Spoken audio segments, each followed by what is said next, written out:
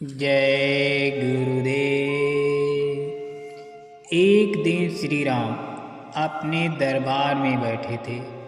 तभी एक बूढ़ा ब्राह्मण अपने मरे हुए पुत्र का शव लेकर राजद्वार पर आया और हाय पुत्र कहकर विलाप करते हुए कहने लगा, मैं पूर्व जन्म में कौन से पाप किए थे जिससे मुझे अपनी आँखों से अपने इकलौते पुत्र की मृत्यु देखनी पड़ी। केवल 13 वर्ष 10 महीने और 20 दिन की आयु में ही तू मुझे छोड़कर सिधार गया। मैंने इस जन्म में कोई पाप या मिथ्या भाषण भी नहीं किया, फिर तेरी अकाल मृत्यु क्यों हुई? इस राज्य में ऐसी दुर्घटना पहले कभी नहीं हुई। निसंदेह ये श्री राम के ही किसी दुष्कर्म का फल है। उनके राज्य में ऐसी दुर्घटना घटी है।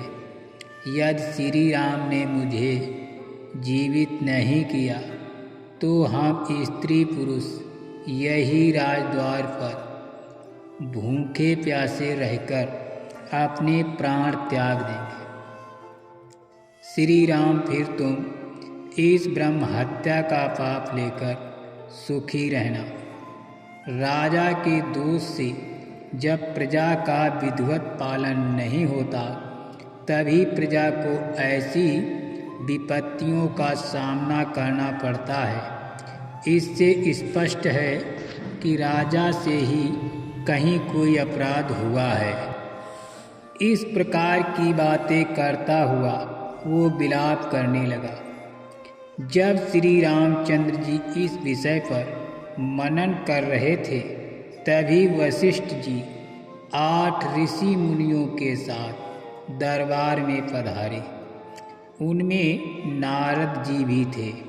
श्री राम ने जब ये समस्या उनके सन्मुख रखी तो नारद जी बोले, राजन, जिस कारण से इस बालक की अकाल मृत्यु हुई है वो मैं आपको बताता हूँ। सतयुग में केवल ब्राह्मण ही तपस्या किया करते थे।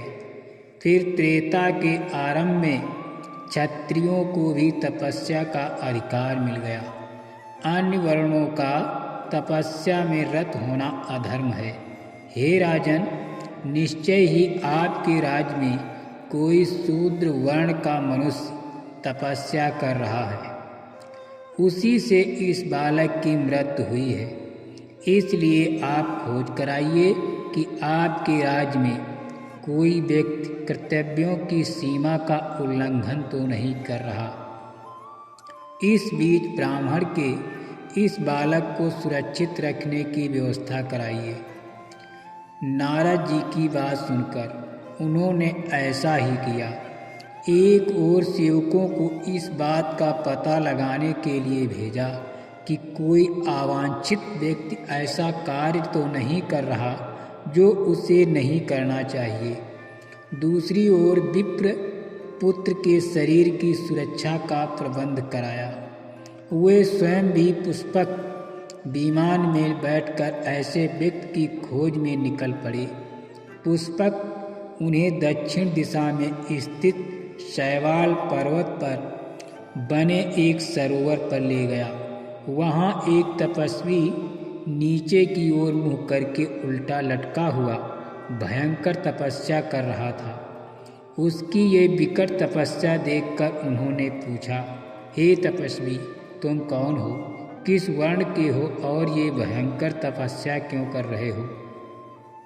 ये सुनकर वो तपस्वी बोले, महात्मन, मैं शूद्र योनि से उत्पन्न हूँ और सशरीर स्वर्ग जाने के लिए ये उग्र तपस्या कर रहा हूँ। मेरा नाम शंबुक है।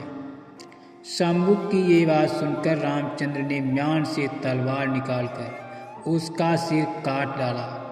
जब इंद्र आदि देवताओं ने वहाँ आकर उनकी प्रशंसा की तो श्री राम बोले, यदि आप मेरे कार्य को उचित समझते हैं तो उस ब्राह्मण के मृतक पुत्र को जीवित कर दीजिए। राम के अनुरोध को स्वीकार कर इंद्र के विप्र पुत्र को तत्काल जीवित कर दिया।